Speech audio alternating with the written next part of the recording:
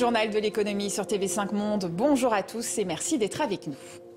L'inquiétude des industriels face au risque de coupure de gaz cet hiver. En France, des usines de yaourt tirent la sonnette d'alarme.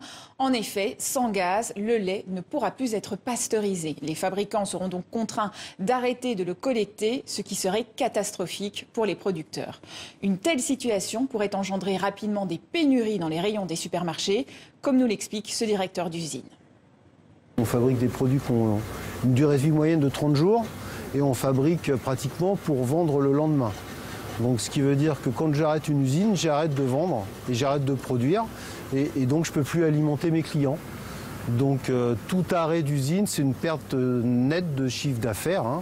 Et donc je me retrouve dans une situation ingérable.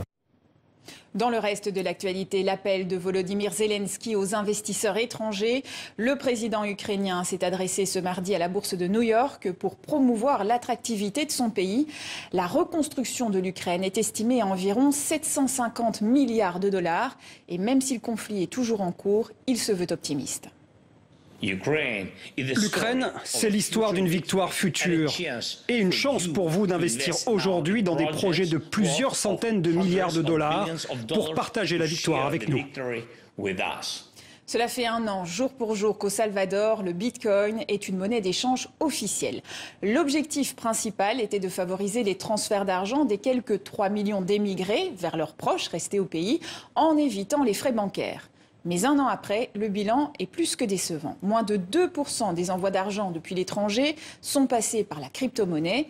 Et depuis la chute vertigineuse du Bitcoin, aujourd'hui sous la barre des 19 000 €, la confiance de la population s'est érodée et le gouvernement a perdu des millions de dollars d'argent public qu'il avait investi dans cette monnaie virtuelle.